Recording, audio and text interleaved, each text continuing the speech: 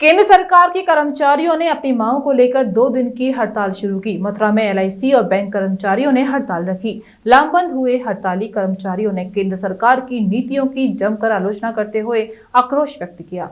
आपको बता दें, सरकारी कर्मचारी द्वारा अपनी विभिन्न प्रकार की मांगों को लेकर सोमवार को 2 दिन की हड़ताल शुरू कर दी है। उत्तर प्रदेश में करीब 15 लाख कर्मचारी और मजदूर हड़ताल में शामिल हो रहे हैं, जिनमें बैंक, बीएसएनएल, एलआईसी के कर्मचारी भी शामिल हैं। इसके साथ ही एसबीआई बैंक से जुड़ी और उसकी शाखाओं से जुड़ी बैंक इसमें शामिल नहीं हैं। आज मथुरा में एलआईसी एवं बैंक कर्मचारियों ने हड़ताल रखी। लामबंद हुए हड़ताली कर्मचारियों ने केंद्र सरकार की नीतियों की जमकर आलोचना करते हुए आक्रोश व्यक्त किया। ट्रेड यूनियन की 2 दिवसीय हड़ताल का असर मथुरा में भी दिखाई दिया। हड़ताल कर रहे कर्मचारियों का कहना है कि 2 दिवसीय देशव्यापी हड़ताल के अंतर्गत उन्होंने काम बंद हड़ताल रखी है। नाश हो, आईपीओ को वापस लो, आईपीओ का है,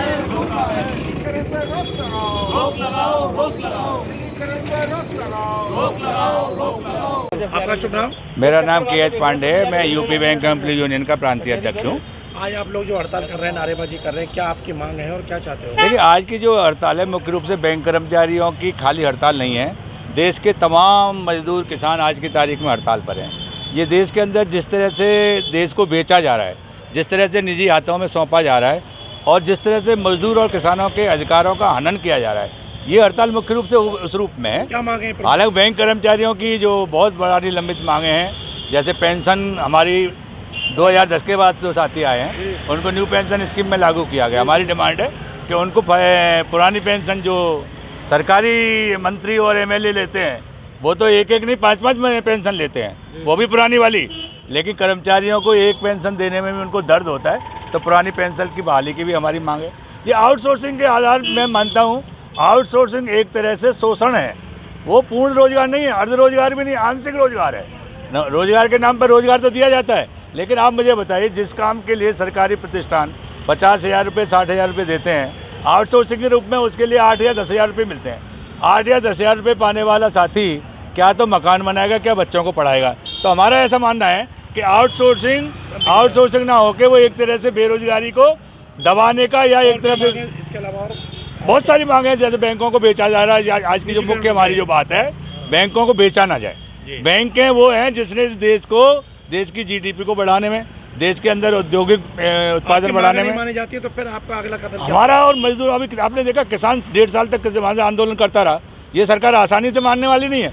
ये सिर्फ एक राजनीतिक बहसें जरूर मानती है, बाकी इसके अंदर कोई तरह की नैतिक बल इसके अंदर नहीं है। राजनीतिक बहसें ही सिर्फ मानती है। अगर नहीं मानेगी तो देश का किसान और मजदूर इकट्ठा होकर इस हड़ताल को और आगे बढ़ाएगा। केंद्रीय ट्रेड यूनियंस और कर्मचारियों के राष्ट्रीय फेडरेशन के आह्वान पर 2 दिवसीय हड़ताल का आह्वान किया गया है। किन मांगों को लेकर? इस हड़ताल में सबसे बड़ी मांग तो यह है कि जो भारत सरकार के अपने संस्थान हैं, उनमें ये मोदी जी निजीकरण करना चाहते हैं। आप देख रहे हो कि बैंकों को बेच रहे हैं, आप देख रहे हो कि एलआईसी को भी एक तरह से बेचने का काम किया जा रहा है। हिंदुस्तान की आज़ादी के बाद जितनी भर संपत्तियाँ जनता के पैसे से विगत की सरकारों ने बनाई थी, मोदी जी ने आते ही उनको खुले बाज़ार में बेचने का काम शुरू कर दिया। इसमें खाली बेचने का ही काम नहीं हो रहा। ये जो कर्मचारियों की मांगें हैं, एक तो ये निजीकरण रुकना चाहिए। दूसरा क्या है कि जहाँ रोज़गार का सवाल है, इन विभागों से ही रोज़गार मिलता है, कहीं भी नए रोज़गार पैदा नहीं किए जा रहे, इनमें नई भर्तियाँ नहीं की जा रही। इसी के साथ साथ आउटसोर्सिंग की जा रही है। जो एक स्थायी कर्मचारी से काम किया जाना चाहिए था, उसको आउटसोर्सिंग के माध्यम से करवाए जा रहे हैं। और तमाम तरह के काम जो स्थायी काम है, उनको ठेके पर उठा दिया गया।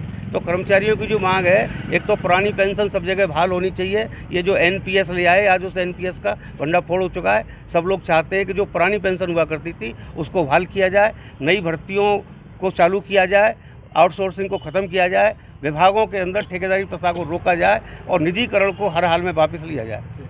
स्पेक्टिकल हाउस, अ कंप्लीट चश्मा घर, जहां मिलते हैं आपको हर ब्रांड के चश्मे, जिसमें आपके लिए उपलब्ध हैं रेबन, ओकले, अरमानी, वोग जैसे ब्रांड्स। साथ ही साथ आधुनिक मशीनों द्वारा आंखों की जांच भी उपलब्ध है।